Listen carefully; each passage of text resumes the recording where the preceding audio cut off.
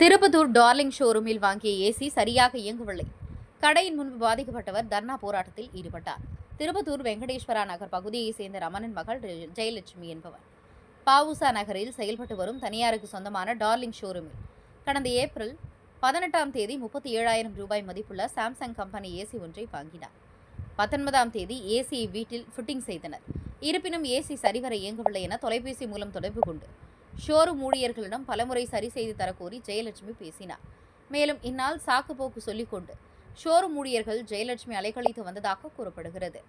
ஆத்திரமடைந்த ஜெயலட்சுமி மற்றும் அவரது மகன் ரோஹித் இருவரும் கடையின் முன்பு அமர்ந்து திடீரென தர்ணா போராட்டத்தில் ஈடுபட்டனர்.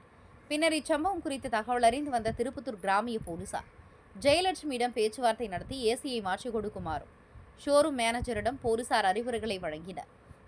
திருப்பத்தூர் மாவட்ட தவசி நியூஸ் செய்தியாளர் சி. ரமேஷ்.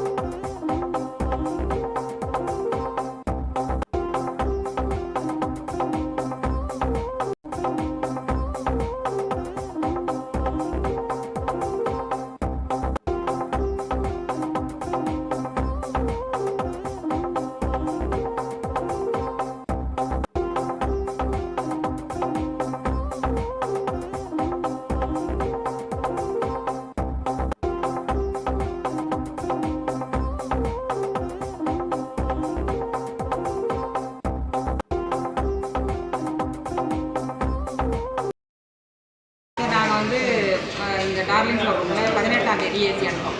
ஆ 17ஆம் தேதி ஏசி எடுத்தோம். 19ஆம் தேதி ஃபிட் பண்ணுறதுக்கு வந்தாங்க, மெக்கானிக் வந்தாங்க.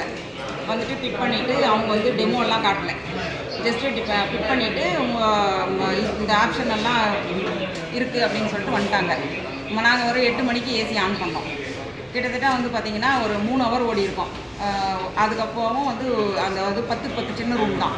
ரூம் வந்து கூலாக கிடையாது. 11-12 மணி வரையும் ஓட்டினாலும் அது எந்த ஆப்ஷனில் வச்சாலும் அந்த ரூம் வந்து கூலிங் வரல. ஃபஸ்ட் டே வந்து நாங்கள் மார்னிங் வந்து கம்ப்ளைண்ட் பதிவு பண்ணியாச்சு, ஏசி வந்து கூலிங் ஆகலன்ட்டு. அதை விட முக்கியமான விஷயம் வந்து நாங்கள் இங்கே வந்து சாம்சங் கேட்டுன்னு வரல, இங்கே உள்ளே எல்ஜி வேணும்னு சொல்லி தான் நாங்கள் உள்ளே வந்தது. சாம்சங்கில் இந்த வினோத்னு இந்த சேல்ஸ் எக்ஸிக்யூட்டிவ் தான் வந்து இதில் வந்து வென்ஃப்ரீ மாடல் வந்து நியூவாக லான்ச் பண்ணியிருக்காங்க. இதில் வந்து பார்த்திங்கன்னா உங்களுக்கு அட்வான்ஸ் மாடல் இருக்குன்னாரு. சரி, எனக்கு இப்போ வந்து 47 ஏஜ் ஆகிறதுனால அது வந்து ஒரு அட்வான்ஸ் ஆகிறதுனால நம்ம அதை யூஸ் பண்ணிக்கலாம் அப்படின்ற ஒரே காரணத்துக்காக அந்த வென்ஃப்ரீ மாடல் உங்களுக்கு கூலிங் அதிகமாக இருக்குன்னு ஃபீல் பண்ணிங்கன்னாவே அது வந்து ஆட்டோமேட்டிக்காக கூல் கம்மி பண்ணி கொடுக்குன்ற ஒரு ஆப்ஷன் இருக்குதுன்னு சொன்னார். அந்த ஒரு காரணத்துக்காக அந்த சாம்சங் ஏசியை நான் வந்து எடுத்தேன். சாம்சங் கம்பெனி மேலே எனக்கு ஃபஸ்ட்டே வந்து அவங்க நல்ல பொருள் கொடுக்க மாட்டாங்கன்றது எனக்கு தெரியும். டார்லிங் ஷோரூம் நம்பி தான் நான் வந்து பொருள் எடுத்தேன். இப்போ வந்து கரெக்டாக 5 வாரமாக பார்த்தீங்கன்னா இந்த கம்ப்ளைண்ட்டை ரேஸ் பண்ணணுன்னு வந்து இவங்களும் 2 டைம் மெக்கானிக் வந்தாங்க. கண்டினியூவாக வந்து ஆல்டர்னேட் பண்ணுறாங்களே தவிர எனக்கு உண்டான சொல்யூஷனாக அவங்க கொடுக்கல. பொருளை மாற்றியும் கொடுக்க மாட்டேன்றாங்க, ரீப்ளேஸும் பண்ண மாட்டேன்றாங்க. நான் கரெக்டான பொருளை தான் கொடுத்துருக்கேன், கஸ்டமருடைய மெயின் செட்டு அப்படி இருக்குது அப்படின்ற மாதிரி அவங்க என்னவே வந்து பைத்தியன்ற ரேஞ்சுக்கு பில்டப் பண்ணுறாங்க. நான் ஏதோ நல்ல பொருளை இவங்க கொடுத்துட்டு அதை வந்து நான் வேண்டான்னு ரீஃபண்ட் கேட்குற மாதிரி பேசுகிறாங்க. நானும் வந்து பாருங்கள் 18ஆம் தேதி இருந்து இன்றைக்கி டேட் என்ன, எத்தனை டைம் வந்திருக்கேன் நீங்கள் சிசிடிவி கேமராவை ஓப்பன் பண்ணி பாருங்கள் ப்ரூஃப். இவங்ககிட்ட நான் 38,000 ரூபா கொடுத்து ஏசியும் எடுத்துகிட்டு, 37,000 ரூபா கொடுத்து ஏசியும் எடுத்துகிட்டு, ஃபிட் பண்ணுறதுக்கு சார்ஜ் 800 ரூபாவும் கொடுத்துட்டு எதுக்கு எனக்கு இவ்வளோ மனம் உளைச்சது? எப்போ எடுத்துங்க? 18ஆம் தேதி எடுத்தது. இந்த மாதம் போன மாதம் 18ஆம் தேதி எடுத்ததுங்க. 4வது மாதம் 18. ஒரே நாள் கூட யூஸ் பண்ணலையா? கூலிங்கே ஆகலைங்க சார். வந்து பார்த்தீங்கன்னா ரூமே கூல் ஆகலை. அவங்க வராங்க, ஒரு மீட்டர் எடுத்துகிட்டு வராங்க. அந்த மீட்டரை வந்து 4 மூலையில் செக் பண்ணுறாங்க. செக் பண்ணிவிட்டு உங்கள் ரூமுடைய என்னது ரூம் டெம்பரேச்சர் உங்கள் ரூம் தப்பாக இருக்குன்ற எங்கே நாங்கள் கட்டிடம் பில் பண்ணிக்கிறதே தப்புன்றாங்க. அப்போ பில் பண்ணிக்கிறதே என் ரூமே தப்புன்னும் போது நான் எதுக்கு 37,000 கொடுத்து ஏசி வாங்கி போய் போட்டுக்கணும்?